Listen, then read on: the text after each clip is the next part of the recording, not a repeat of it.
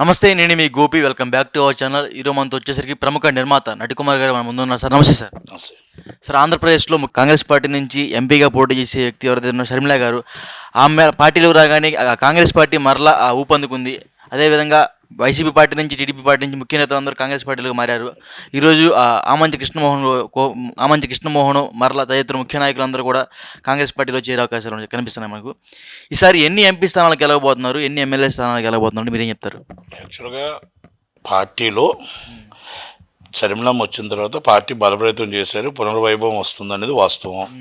దాంట్లో షర్మిలమ్మ బాను జగన్మోహన్ రెడ్డికి తగులుతుంది. డైరెక్ట్గా బాణం ఎక్కుపెట్టింది ఆయనకే, జగన్మోహన్ రెడ్డి గారికి. ఎన్ని సీట్లు వచ్చినా, ఎన్ని ఓట్లు వచ్చినా, ఎన్ని వచ్చినా మొత్తం నష్టపోయేది జగన్మోహన్ రెడ్డి గారే, దాంట్లో నో డౌటు. ఎంపీ సీటు నాకున్న ఎంక్వైరీ ప్రకారం షర్మిలమ్మ గెలుస్తుంది అక్కడ. అంటే కొన్ని వార్తలు ఏం పడుతున్నాయి, జగన్మోహన్ రెడ్డి గారి వైఫ్ ఎవరైతే ఉన్నారో భారతీ రెడ్డి గారు కూడా కాంగ్రెస్ పార్టీకి మొగ్గు చూపుతున్నారు అంటున్నారు. ఏమైనా వాస్తవం? అది నాకు తెలియదు. భారతిరెడ్డి గారు ఎందుకు చూపిస్తారు? సొంత మేనమామ ఆయన. భారతిరెడ్డి గారు భాస్కర్ రెడ్డి గారు మేనమామ. వాళ్ళ అమ్మగారు మనకు బావ అవుతాడు కరెక్టే, బావే, సొంత బావ. ఈమె ఆల్రెడీ ఇప్పుడు ఈమె వైఎస్ వివేకానంద రెడ్డి గారు, రాజారెడ్డి గారి బిడ్డలు, వాళ్ళు కొండలరెడ్డి గారి బిడ్డలు, వాళ్ళంతా ఒకటి కదా. కనుక అది సొంత బావ. ఆయన కాదనుకొని ఎందుకు చేస్తుంది? సొంత మరదలే ఉంది కదా. అన్నయ్యకే ఆ ప్రేమ లేనప్పుడు వదిలికి ఎందుకు ఉంటుంది? అంతే కదా. కనుక ఆమె ఎన్ని ఓట్లు చీల్చినా, ఎన్ని సీట్లు చీల్చినా అంతా జగన్మోహన్ రెడ్డి గారికి దెబ్బ. నెంబర్ 1. నెంబర్ 2, ఇంకా వాళ్ళు షర్మిలమ్మ నిజంగా పూర్తిగా కాంగ్రెస్ పార్టీ అంటే ఇండియా మొత్తం దేశం మీద, ఎలక్షన్ మీద ఎక్కువ దృష్టి పెట్టలేదేమో అనిపిస్తుంది. పూర్తిగా దృష్టి పెడితే మాత్రం మ్యాక్సిమం సీట్లు లాగుతారు వాళ్ళు. ఎందుకంటే చాలామంది ఇటు వెళ్ళలేక వైసీపీలో కొంతమంది ఉండిపోయారు, టీడీపీలో కొంతమంది ఉండిపోతున్నారు. నిజంగా వాళ్ళందరూ అసంతృప్తి వాళ్ళు అందరినీ లాగేయాలనుకుంటే ఒక టీం వేసి ఆ టీంని కరెక్ట్గా ఫాలోఅప్ చేసి 175 సీట్లలో మినిమం 25 సీట్లు గెలుస్తారు. నన్ను ఛాన్స్ ఉంది అంటే మాజీ ఎమ్మెల్యేలు లాగాలి. పాత వెళ్ళిపోయిన వాళ్ళందరూ టీడీపీ వాళ్ళు, కాంగ్రెస్ వాళ్ళు అందరిని తీసుకొని మళ్ళీ కాంగ్రెస్ పార్టీలో పునర్వైభవం తీసుకురావాలి. కొంచెం దాంట్లో వెనకపడ్డారని మాత్రం ఒప్పుకుంటాను. ఓకే, ఆమె రావడం వల్ల ఒక 5 ఎమ్మెల్యేలు రావచ్చు, ఒక సెకండ్ ప్లేస్లో 10 మంది ఎమ్మెల్యేలు ఉండొచ్చు. సెకండ్ ప్లేస్లో 10 మంది ఎమ్మెల్యేలు ఉంటారు. మీరే అంత తక్కువ అంచనా వేసుకోకండి. మీకు ఎంపీలు కూడా సెకండ్ ప్లేస్లో కొంచెం 3 ఎంపీలు ఉంటాయి. అంత తక్కువ అంచనా ఏమి వేయద్దు మీరు. కాంగ్రెస్ పార్టీని తక్కువ, కాంగ్రెస్ పార్టీని కాదు, కాంగ్రెస్ పార్టీని తక్కువ. ఇట్లా ఆంధ్రప్రదేశ్లో రాజకీయాల్లో జగన్మోహన్ రెడ్డి గారు జీరో అయిపోతున్నారు. రేపు ఫ్యూచర్ కాంగ్రెస్ పార్టీ కనబడుతుంది, ఫ్యూచర్ పవన్ కళ్యాణ్ గారు కనబడుతుంది. టీడీపీ రేపు ఫ్యూచర్ ఉండదు, జగన్మోహన్ రెడ్డి గారు ఫ్యూచర్ ఉండదు. ఇప్పుడు చంద్రబాబు నాయుడు గారు వస్తే రేపు ఫ్యూచర్ ఉంటుంది, జగన్మోహన్ రెడ్డి గారు వస్తే ఫ్యూచర్ ఉంటుంది. ఒకవేళ జగన్మోహన్ రెడ్డి గారు వచ్చారనుకోండి, చంద్రబాబు నాయుడు గారు ఫ్యూచర్ అయిపోయింది. షర్మిలమ్మ, జగన్మోహన్ రెడ్డి గారు ఇద్దరు ఉంటారు. పవన్ కళ్యాణ్ గారు బీజేపీ, డైరెక్ట్ బీజేపీ వాళ్ళు ముగ్గురు అంతే. ఆ ముగ్గురు ట్రయాంగిల్. ఒకవేళ ఇన్ కేస్ జగన్మోహన్ రెడ్డి గారికి వెళ్ళలేదు అనుకోండి, ఆయనతో ఆప్ చెప్పి వీళ్ళు ఉంటారు. ఎందుకంటే ఎంపీలు ఎవరు ఎక్కువ గెలిస్తే వాళ్ళకి ప్లస్. 25 ఎంపీలు ఇలా గెలిచారనుకోండి, ఎన్డీఏ కూటమి పార్ట్నర్స్లో పార్ట్నర్ 1 చంద్రబాబు గారు, పవన్ కళ్యాణ్ గారు గెలిచారనుకోండి 25. జగన్మోహన్ రెడ్డి గారి కేసులు చాలా ఫాలోఅప్ అవుతాయి. ఫాస్ట్గా ముందు ఇమీడియట్లీ కేసులు జరుగుతాయి. ఇక్కడ గవర్నమెంట్ ఫామ్ చేసిన వెంటనే కేసులు చట్టం దాని పని చేసుకుపోతుంటుంది, కేసులు ఫాస్ట్ అవుతాయి. ఒకవేళ 25 సీట్లు గెలిచారనుకోండి, ఈ కేసులు ఫాస్ట్ అవుతాయి, ఆ కేసులు స్లో అవుతాయి. ఏది 2 ఎన్డీ కూటమే, 2 సీట్లు ఆలవే. కనుక కాంగ్రెస్ పార్టీకి ఎట్టి బస్సులో ఒక ఎంపీ సీటు గెలిచే ఛాన్సెస్ ఉన్నాయి.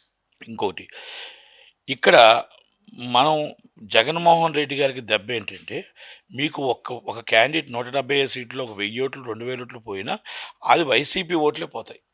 ఆ 2000 ఓట్లు, 1000 ఓట్లు, 300 ఓట్లు, 400 ఓట్లతో ఓడిపోయే 30-40 సీట్లు ఉంటాయి. ఆ 30-40 సీట్లు కీలకం అవుతుంది షర్మిలమ్మ.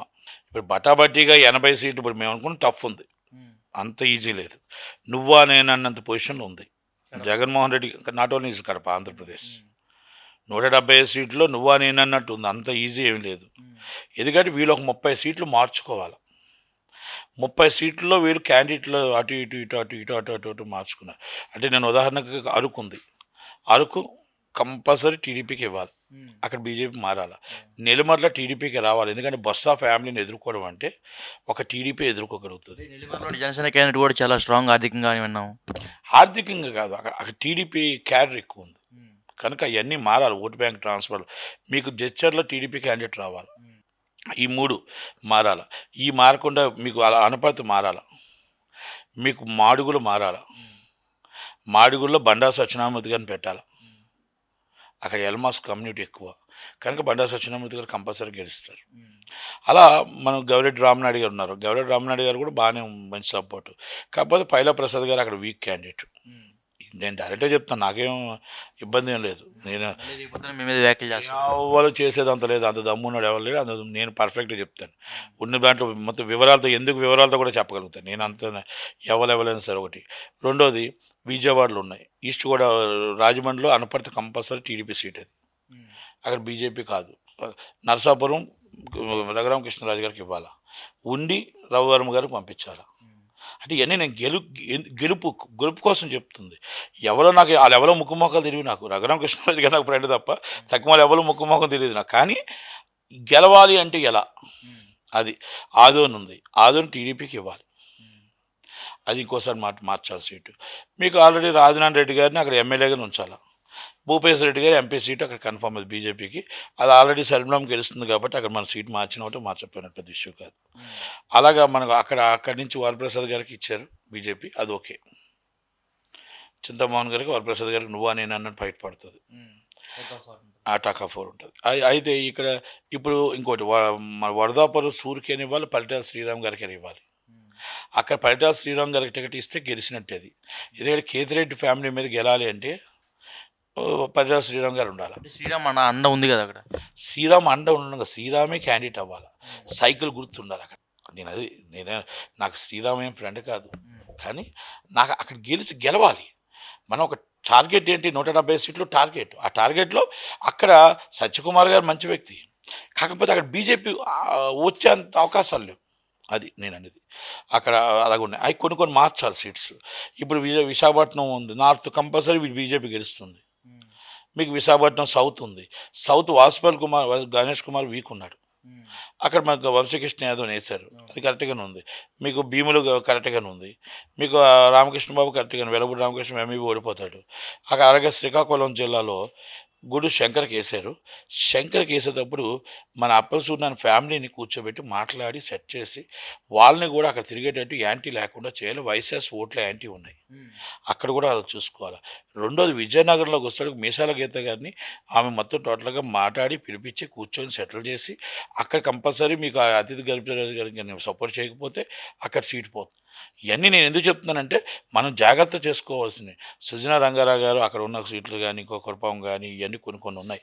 ఈ కొన్ని అన్నీ కూడా కూర్చొని మాట్లాడుకొని జాగ్రత్తగా చేయగలిగితే ఈ నెల రోజుల్లో 120 సీట్లతో టీడీపీ గవర్నమెంట్ ఫామ్ చేస్తుంది.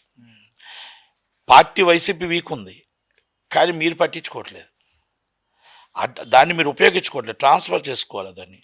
ఆ ట్రాన్స్ఫర్ చేసుకోవడంలో కొంచెం లోపాలు ఉన్నాయి, అది అందుకని అంటున్నాను. ఇప్పుడు ప్రతి దాంట్లో కూడా ప్రతి ఏరియాలో కూడా వెస్ట్ గోదావరి ఉంది, వెస్ట్ గోదావరిలో కూడా కొన్ని లోపాలు ఉన్నాయి, అన్నీ కూడా సెట్ చేసుకోవాలి. కృష్ణా జిల్లా, గుంటూరు జిల్లాలో ఉన్నాయి కొన్ని లోపాలు ఉన్నాయి, కొంత సెట్ అయిపోయింది గుంటూరు జిల్లా. మరి మా ప్రకాశం జిల్లాలో కొన్ని లోపాలు ఉన్నాయి, అవి కూడా సెట్ చేసుకోవాలి. నెల్లూరు జిల్లాలో కన్ఫామ్ అది వాళ్ళ కుటుంబాలు మనం ఏం సెట్ చేయాల్సిన అవసరం, వాళ్ళు సెట్ చేసేసుకుంటారు. ఆ కుటుంబాలన్నీ కూడా ఆలువారు ఈలువారు ఎవరికి గెలుపు ఉండదు అక్కడ, వాళ్ళ కుటుంబాలే గెలుపు ఉంటాయి అంతే. ఈ అక్క ఈ తమ్ముడు ఈ అన్నయ్య ఈలే అందరూ ఆ కుటుంబాలు అన్నదమ్ములు అందరూ రిలేషన్సే. మేకపాటాలు సోమిరెడ్డి వాళ్ళు నల్లబెల్లి ప్రసన్న కుమార్ రెడ్డి గారు, కాటంరెడ్డి గారు, వీళ్ళందరూ కాకానోళ్ళు, వీళ్ళందరూ అన్నదమ్ములు. మళ్ళీ ఆనవాళ్ళు వీళ్ళంతా బీరకాయ సంబంధాలే కనుక వాళ్ళ సీట్లు పోకుండా వాళ్ళకి సేఫ్లోనే ఉంటారు కనుక అది నెల్లూరు డిఫరెంట్ రాజకీయం. అది ఆ రాజకీయంలో విజయసాయిరెడ్డి అవుటు, ఆ రాజకీయంలో విజయసాయిరెడ్డిని రానివ్వరు. 150,000 మెజార్టీతో గెలుస్తాడు వేమిరెడ్డి ప్రభాకర్, 150,000 మెజార్టీతో గెలుస్తాడు అంతే. విజయసాయిరెడ్డిని రానివ్వడు. అది ఇప్పుడు విజయసాయిరెడ్డి అటు నేనే ఇటు నేనే, రెండు ఆయనే. చంద్రబాబుకి అండదండ ఆయనే, జగన్కి అండదండ ఆయనే, బీజేపీ సపోర్ట్ ఇచ్చింది ఇప్పించింది ఆయనే. చాలా అటు ఇటు ఇటు అటు ఉంటాడు ఆయన, చాలా పెద్ద ఆయన మించిన ఇక్కడ నోటలు కాదు నాయకుడు.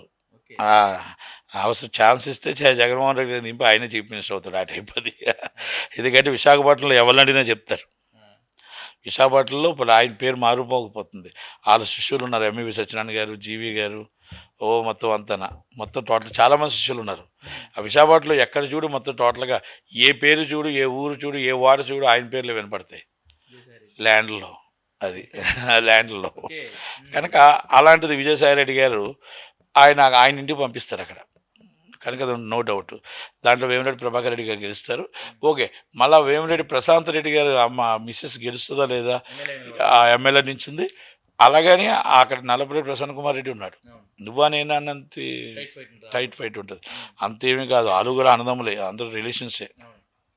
కనుక మనం అంత ఈజీగా తీసుకోవాల్సిన అవసరం లేదు. చాలా వాళ్ళు ఎప్పటి నుంచో పాతికిపోయారు. వాళ్ళకి కూడా శ్రీనివాసరెడ్డి గారు వాళ్ళ ఫాదరు అందుకు మించిపోయింది. సో ఫైనల్గా కాంగ్రెస్ పార్టీ ఏపీలో ఎంత మేరకు ప్రభావం చూపిస్తుంటారు సరే? ప్రభావం మీకు మొత్తం టోటల్గా దాదాపు కొన్ని సీట్లు వైసీపీకి దెబ్బ తగులుతాయి. శర్మిలంబోలో ఎంపీ సీట్లో ఒక 4-5 సీట్లు దెబ్బ తగులుతాయి. మీకు ఎమ్మెల్యే టికెట్లో 30 సీట్ల దాకా దాదాపు దెబ్బ తగులుతాయి. టీడీపీ ప్లస్ అవుతుంది. Thank you sir.